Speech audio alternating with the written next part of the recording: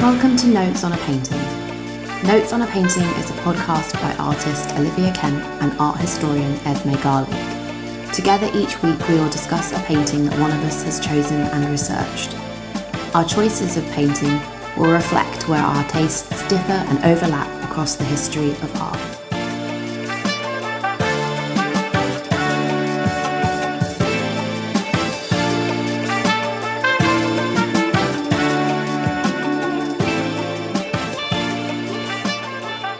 Hi, Hi. how are you How are you? doing? Yeah, I'm good. I'm good. How are you? Not bad at all. What have you Good. brought me this week? I brought you a painting by Kamal-ol-Molk, who's an Iranian painter. And it's of Mirror Hall in Tehran, and it was painted in 1876. Um, Wow. so yeah, it's a very cool painting. If you want to describe it, have fun.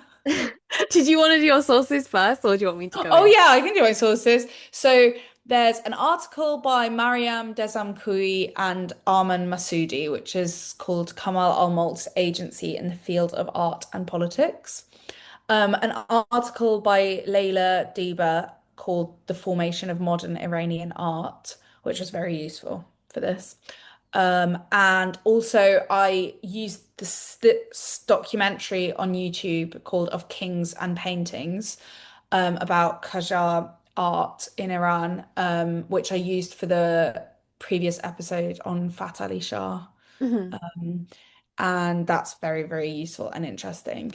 And yeah, I would say to anyone listening to this now, not that you necessarily have to, but it is quite interesting to listen, I think, to our episode on Fat Ali Shah, because this is like towards the end of the Qajar dynasty in Mm. Iran, and the Fat Ali Shah one is earlier. So yeah, um, I thought I'd kind of like use this to develop my own understanding of what the Qajar dynasty was in Iran. Mm. Yeah. Okay, so firstly, this painting looks like a photograph. Maybe not in real life, but certainly in reproduction. It's an interior. It's very ornate. It's got three huge chandeliers hanging down in a large room.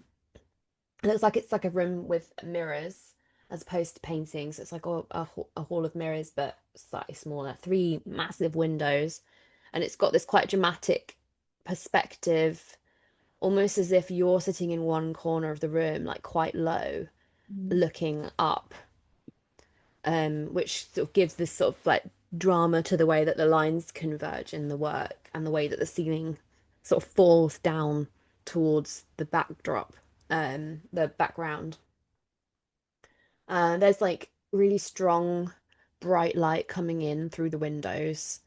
It's just so detailed. It's sort of photographic. And then there's a man sitting in the middle of the room, who's like really small, and he looks kind of like a cutout. Like the lighting on him is quite odd, actually. He doesn't look like Mm. he's in the room because he's got like light on his face, but he's not got any light on his body, and it's not related to the light that's coming in through the window. So that's Mm. quite a strange little feature in the painting. Mm. Um, yeah, I kind of have mixed feelings about paintings that I would want to see it in real life because sometimes when paintings just look like photographs, I sort of wonder what the point was. But I would hope that in real life they could probably see brush marks and the way that the work is put together.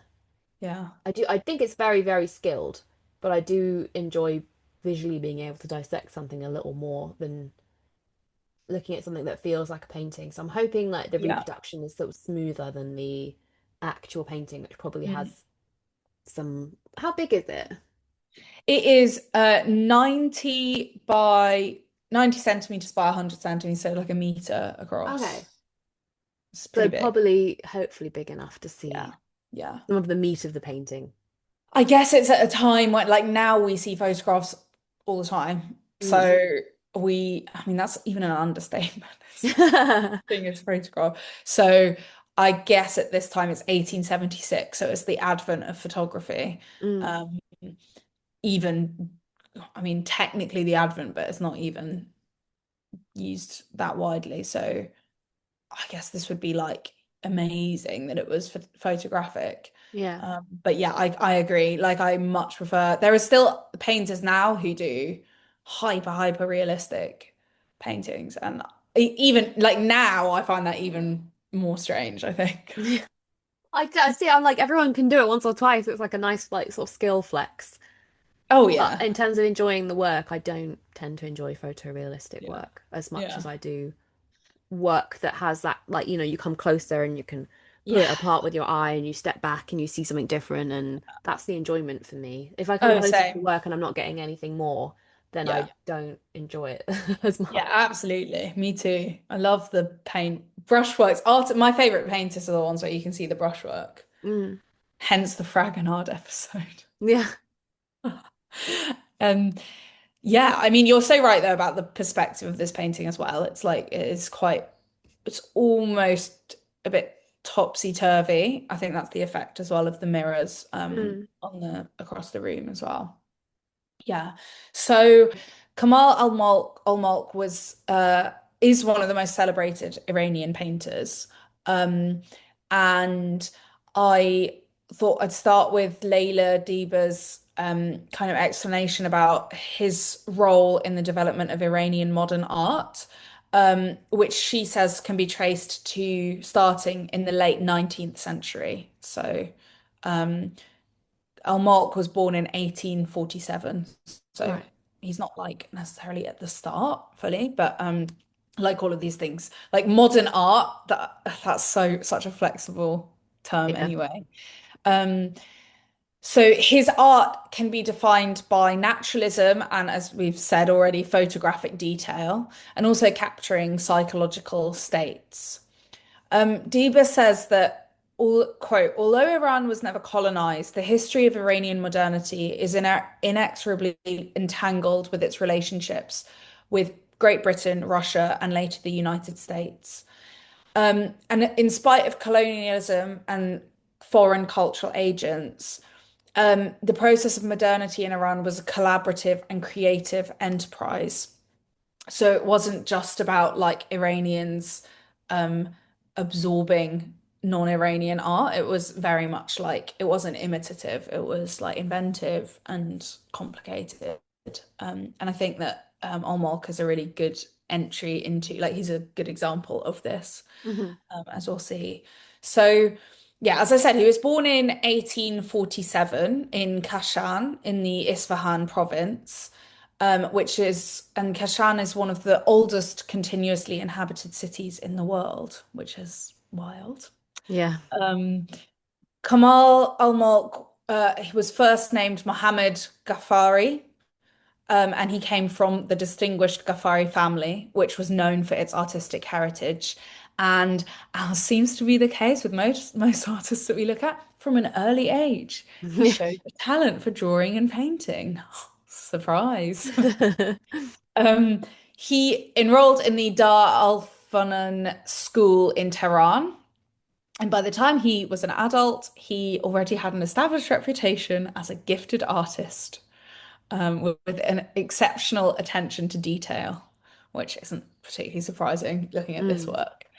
Um, so his career flourished during the reign of Nasser al-Din Shah, who was the fourth Shah of the Qajar Empire. So the last episode we did on Fat Ali Shah, that's Nasser's great grandfather. Then Fat Ali Shah's son, Muhammad Shah, ruled from 1808 to 1848. And then Nasser was a long reign. It was from 1848 until 1896. So, like most of the second half, basically the second half of the 19th century. Hmm. And he was actually assassinated in 1896. Um, I have tried to not go too far down rabbit holes with this stuff, so I don't actually know what happened there, but um, so during Nasser's rule, new institutions were established by his court. And a lot of these were, um, in a way, westernized court culture, like products of this westernized court culture. So one of them, for example, was the Beaux Arts style academic painting school in Tehran. So Olmolk was invited by Nasser Shah to join the royal court as court painter. And it was there that he assimilated conventions of European painting into representations of the Qajar court portraiture and landscapes. So it was this kind of shift to adopting like a near photographic realism that was really significant for Iranian painting at this time. And it Right. has had like Kamal-Molk has had a huge impact on, yeah, all like generations that followed. So yeah, this work was painted in 1876, as I said, and it's one of Olmolk's most celebrated works, and it's widely considered to be the pinnacle of Iranian realist painting. It depicts Nasser Shah seated, as you said, as this small figure, kind of dwarfed by this huge hall. Mm. And it's in the Mirror Hall of Golestan Palace in Tehran, which was a hall famous for its mirror mosaics, chandeliers, and reflections. And Leila Diba points out that the European style of decoration and architecture can potentially present a commentary on the changes that have taken place since the era of Fath Ali Shah and the kind of I guess the presence, a different kind of presence of European like foreign cultures in Iran. And also like yes, Iran was never colonized, but there were like a lot of conflicts and wars in this Yeah. period and tensions. And I guess like also some people talking about how the figure of the Shah is so small in it, and he's kind of dominated that there's also a psychological state in that potentially where it's like these changes that are coming. He's looking very pensive. Um, it's not it is opulence, but it's not necessarily like the classic royal painting or portrait that you'd expect. Yeah. No, it feels more sort of introspective. Yeah, yeah. Um, And so it took Olmolk 5 years to complete the painting. And he studied very carefully, as you can imagine, the light, the reflections, the perspective of the hall.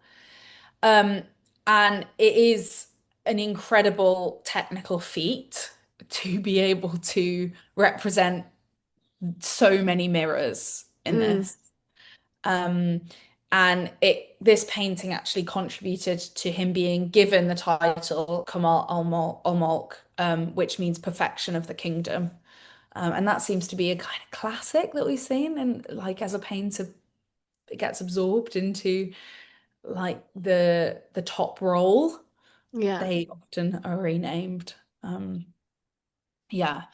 Um, it's also uh, should be said that this March this year, the Mirror Hall was shattered by shockwaves in the bombing of Tehran, um, which is very sad, obviously, and feels like the fact that this hall had actually was still like surviving, that you could visit it and everything is so amazing. Yeah.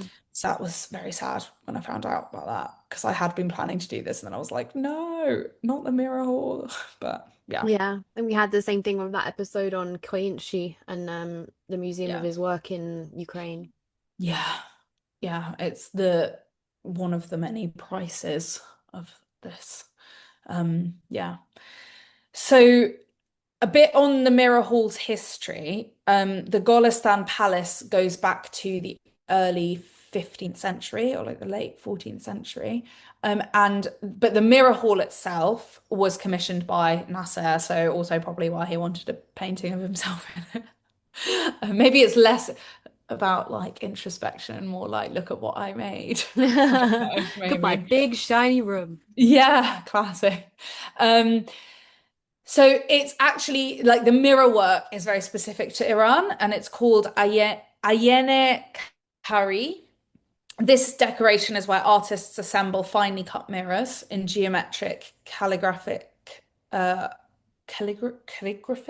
calligraphic or foliage forms to create an intricate shining surface.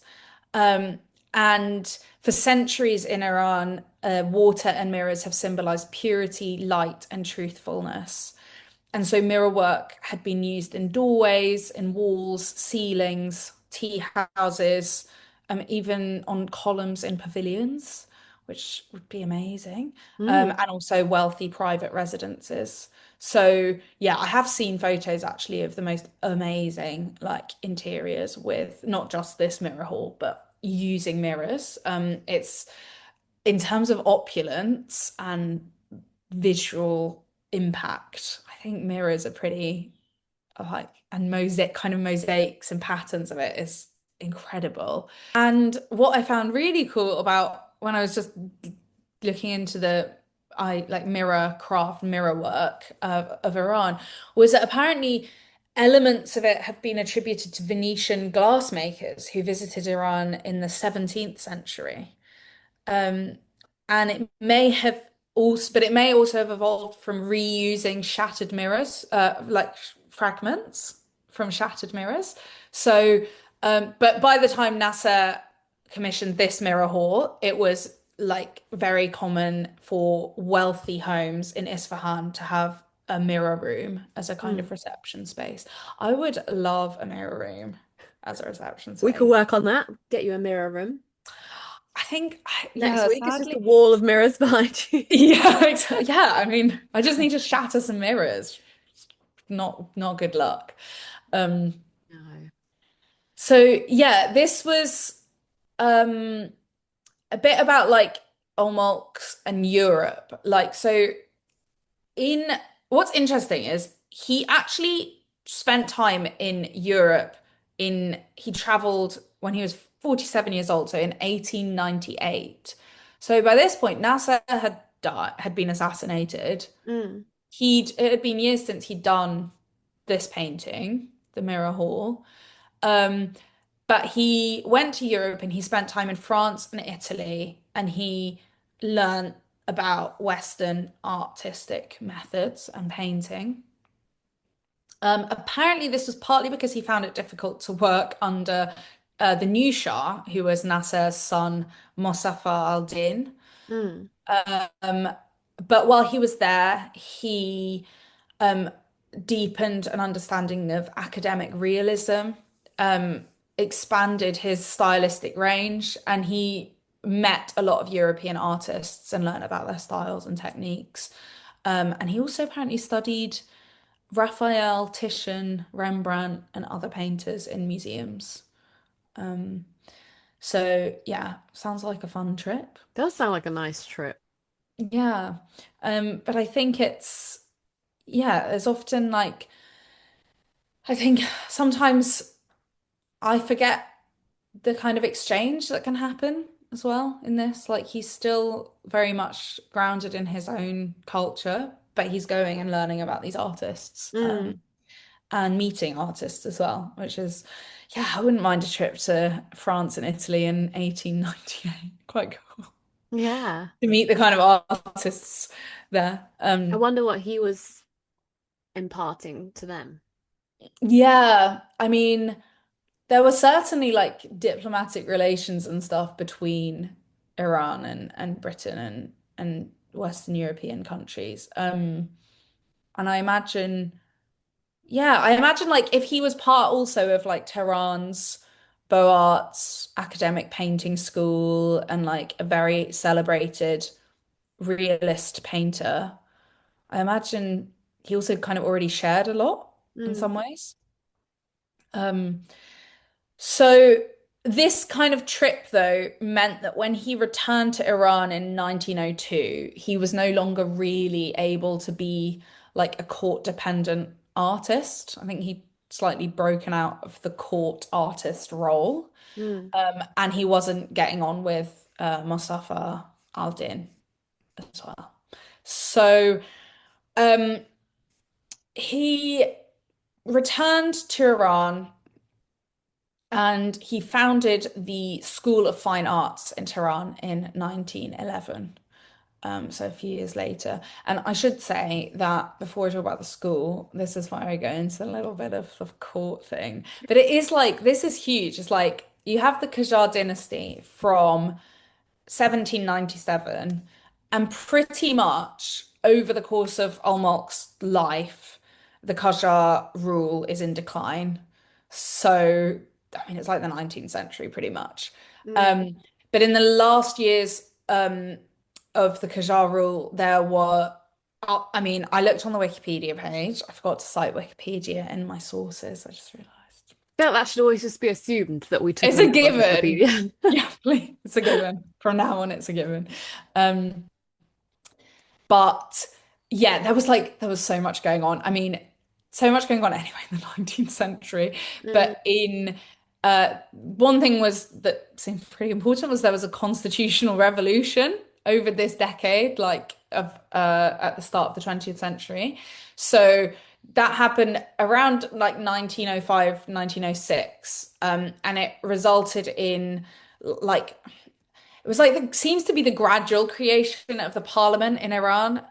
Like it was, I couldn't find exactly the date that it started because it seems to go back and forth and it's quite confused. And also, the British are getting involved and the Russians are getting involved. And there are lots of factions. And I do think it's like it's very interesting, but it's for another day. Um, But it meant that in this time, there was a real breakdown in the political system and state art patronage basically Mm. collapsed. Um, and so there was increasing pressure from the court on Olmolk to, I guess, like toe the line as court painter. And he actually left for Iraq for a couple of years, where he made some of his most famous works. And he visited a lot of Iraq's holy cities. There's one called Baghdad Jewish Fortune Tellers, which is a very interesting painting. And again, like, yeah, I guess what this painting doesn't show us is like the way he does portraiture and people, but it is very much like the photorealism um, of this. Mm. But the psychological states as well is really, he does very, very well. Um, and so yeah, this meant that so once the parliament had kind of been created, he came back to Iran and he joined the constitutionalists who were against the Shah and the Shah's government. Right. And then that was around the time that he, like I said, he started the School of Fine Arts in Tehran. Um, and this aimed to find new talent and foster a new generation of artists, which I guess as the court also is like crumbling pretty much. Mm. That was really important. Um, Apparently, this is actually really sweet. Olmolk stayed late at the school teaching and allotted a portion of his salary to help poor students. Which I'm like, That's oh, really nice. yeah, it's really nice. Mm, Maybe slightly less nice is that Kamal's art teaching reflected the French academic and Orientalist traditions. Interesting. Because he's, I guess he's absorbed so much from his trip by that point to Europe. Yeah. But apparently, he also had at the school different types of art. So, like carpet weaving and mosaic design and woodwork, which blurred the boundaries between like high and low art. Mm. And he was helping to revive like more traditional art forms. So, on the whole, he sounds like he's a man of his time, Yeah. but I think it's pretty great as a legacy for that investment. Yeah. Um, and so he was director there until his retirement in 1927. Apparently, he retired to a village near Nishapur, where he died after some years of declining health and partial blindness, which I always think for an artist is like the worst. Yeah. Um, so yeah, I guess so he died in 1927. In 1925, the Qajar dynasty officially was over and it was replaced by the Pahlavi dynasty, and which remained until the Iranian Revolution. So yeah, his life in terms of like what happened in it is pretty crazy. Yeah, I mean Um, he's sort of a political outlier, but not really because he's kind of changing with the time. yeah, I find it really useful when there's a life that you can trace through. I guess a lot of our artists are like that we choose, and you realize that their lives come at a point of historical change. Um, It makes it I guess more interesting to track their decisions and what they're choosing to paint mm. based around. I mean, like a prime example would maybe be like someone like Goya, where you're really Oh God, following a political he's thread alongside a lifetime yeah, thread. yeah. When did he die? Was it like kind of early 19th century? I think not too He early, but it was like served another king after Napoleon. yeah, So yeah. yeah. Because I guess then it's like, yeah. Well, also it's interesting thinking about the way that these artists, their life dates can sometimes overlap, but because they're Mm. in such different contexts. Yeah, it's Um, really strange. Like Landseer overlaps yeah. with this week, and it's sort of we can't really place those two things together, but they do. Yeah.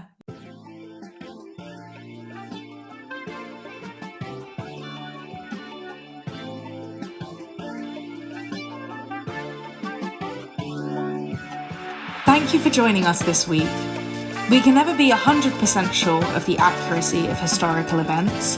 However, the information we are providing is based on our own research. If there's a painting you'd like to hear us discuss, please let us know on social media. And if you've enjoyed this podcast, please subscribe for weekly episodes.